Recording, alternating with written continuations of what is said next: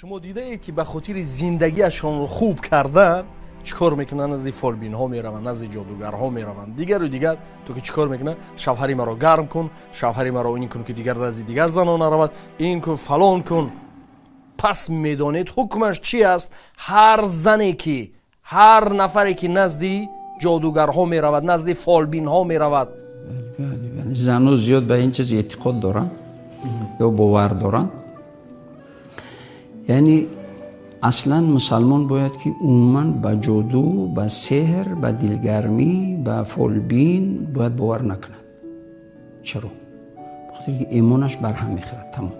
یعنی از مسلمانی خارج از نقطه نظر اسلام، یعنی وقتی کسی اعتقاد میکند، میرود باور میکند به اون غیبگو، غیب میگوید، هم خیلی نیست.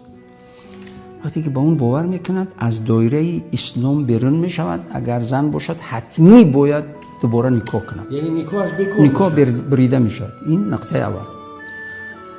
این مسئله اعتقادیش که نکاح، خب مرد برود خب زن برود، نکاح بریده میشود، باید از سر نو نکاح کنند، چرا که کافر میشود کسی که باور کند جادوگر رو یا که فالبین رو.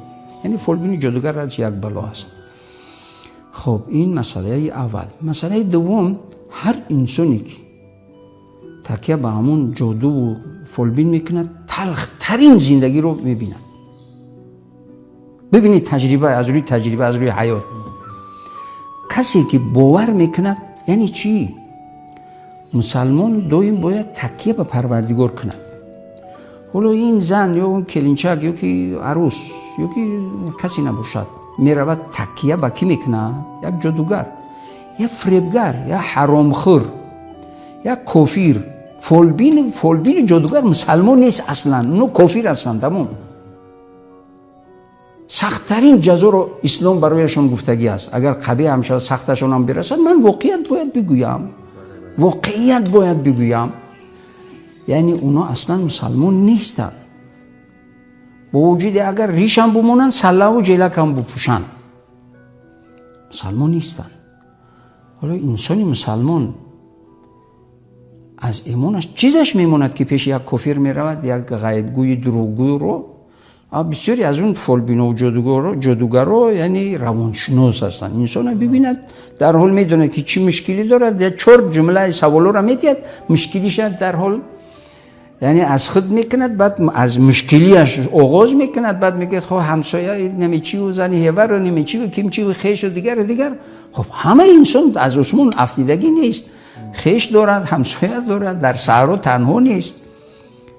اونو یعنی با عباره سفت‌تر بگیم پسیکولوژی خیلی ماهر هستن، به نهایت روانشناسا هستن. اونو یعنی هر می اومدگی رو از روی همون چیز ساده‌لوی و بیسوادی و کمسوادی و بیعقلی یا که عقل رو استفاده نمی‌کردنش سوی استفاده میکنن.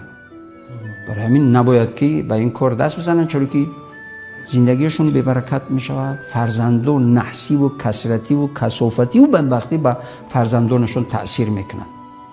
من همچنین رئیس شورای علما یا به اصطلاح مفتی جمهوری از همه بینندگان عزیز خواهش میکنم که هیچ وقت پیش فالبین، پیش جادوگر نروند، تکیه به کدام انسانی نکنند که اون انسان خود عاجز است، اون انسان خود درمانده است، اون انسان خود دربدر است. ولی گاه جوگی‌ها رو میبینید، بعضی‌ها میروند دستاشون کیمچی میکنند. نه یه نفری گفت فولاد بینم نمی چیکارت کنم کیمچی. او یک گدا هست، یا دیدو هست، یا سرگردان است. او عقلت گجا هست که میروی پیش یک دیدو میخواهی که مشکل‌های ترا حل کندون. حل مشکلی با عقل است. در زندگی، در خانوادگی، همسرت رو بگو دوستت میدارم، تمام. رفت و مثلا یک عائله جنجال میشود، چی شوهر یا بیشتر زنها مثلا شوهر هم رو زد یا یگون کارهای میشود که یگون پارچه نوا رو میگیرند میگذارند، نمیفهمند که اونجا چی گپ شد، چی ها شد. از همون لحظه ای که برای خودشون ضرور است بریده میگذارند و دیگر همگی هجوم چیکار میکنند بالای یک نفر. فلان فلان فلان فلان فلان فلان. طرفین رو باید چی معین کرد. خود ناکامن در زندگی، باز دیگر رو خب ناکام میکنن. خب اون بیوزنای گروهی که هستن اگر شوهر کنند خیلی تینج آرام زندگی میکنن. دعا میکنیم که خداوند عزوجل شوهرای مناسبی برایشان نصیب روزی بگرداند تا اینکه هم زندگی خودشان زندگی دیگر رو دخالت نکنند، زندگی خودشان آرام و آسوده شود. این مسئله. لیکن بعضی انسان ها شیطان صفت هستند. ولو سوره اخیرا سوره قرآن قل اعوذ برب الناس بسم الله الرحمن الرحیم قل اعوذ برب الناس ملک الناس اله الناس من شر الوسواس الخناس من شر الوسواس الخناس الذي يوسوس في صدور الناس من الجنة والناس. یعنی وسواس کننده های شیطانی هست، وسواس کننده های انسانی هست. یعنی شیطان های جینی هست، شیطان های انسانی هست، انسی هست. انسان باید از اینا در حذر باشد. انسانی عاقل، مردی عاقل، زنی عاقل هیچ وقت مشکلی خودش رو نمی رود در بیرون اعلان کند. اگر مشکلی زندگی هر چی قدر هم که باشد، چی مرد چی زن برای برطرف کردن مشکلی زندگیش تلاش کند، اون مشکلی برطرف می شود. وقتی که کسی بیرون خو خسر خو خشتومن ای طرف او طرف اگر فهمیدن، اون اگر اندکم باشد میآید این خونه رو برهم میدهد. ما فکر و نصیحت و توصیه من این است که هیچ وقت مشکلی خودت رو پیش نفر دیگری نگو، چی مرد چی زن. مشکلی خودت رو خودت حل کن. یا من یا شما یا هر من انسان، دانشمند، اکادمیک، پروفسور، دهقان، وزیر به کمودی نیست. هیچ انسان به کمودی نیست. همونی که شکایت از دیگران میکند به کمودی هست، سر تا سر کمودی هست. باید این رو به نظر بگیرد، از روی عقل باید مشکلی خود رو خود حل کند. ولی متاسفانه بعضی خسر خشتومن‌ها هم دخالت میکنن نوجا، میگیرن حیاتی فرزندی خود رو برباد میدین. یعنی در ما میگن کرکی بدوز، اهمیت نده، خود رو غافلگیر کن. یعنی مثل اینکه نشنیده ای یا که هیچ کی نتوانستی، خب پسرت باشد، خب طرف دختر باشد، بچه‌م و عقلت استفاده کن، صبر کن، همش خوب میشود. تمام. با همین راه میشود زندگی رو پیش بردن و کامیاب و موفق شدن.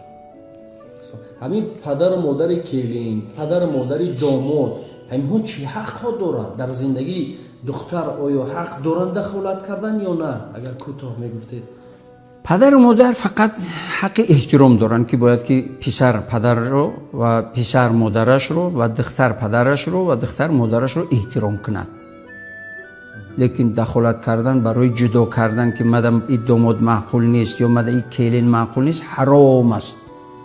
موافق شریعت در زندگی یک نفر دخالت کردن و یک خانه رو یا یک نکاح رو برهم دادن حرام قطعی است.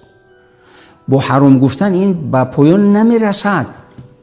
وقتی حرام است میگوییم این 100 آفت و درد و غم و نحسی و ببرکتی و کسرتی و کثافتی بالای همون مادر و بالای همین پدر یا همون دختر یا پسر میارد. او انسان باید خیرخواه باشد. وقتی کلین اومد همچون دختری خود بچه‌ام هر چقدر کمبودی داشته باشد 10 بار بچه‌م بگو، میشود مایل، میشود بهترین کلین. اونی که دوست نمیدارن نگوین دوست نمیدارم. وقتی که زنش رو گفت دوستت نمیدارم، ولی عادتا زنها پیش آینه میشینن مج 1 ساعت قریب رنگ برو 10 رنگ 7 رنگ 8 رنگ و خندیده میاد.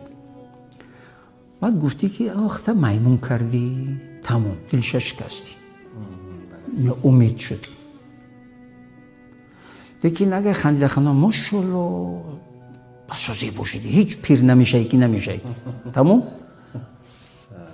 قلبش رو در قبضت گرفتی، زندگی خونت آرام شد. زنی که شوهرش رو دوست بدارد و از شوهری که زنش رو همیشه بگوید دوستت میدارم، هیچ نمون دیدی خیانت رو نمیکند به شوهرش، نه به شأن و شرفش، نه به مالش، نه به خونهش، نه به آبرویش، نه به فرزندانش، نه به عزت و شرفش. گفتهای خدا و رسول خدا رو در زندگی اگر عملی کنن همچنین مسلمان، عقل همیشه استفاده کنن، از روی عقل زندگی کنن. خانه اشون جنت، توی خانه دائمی است. و خیر در همین جا ما با شما خداحافظی میکنیم.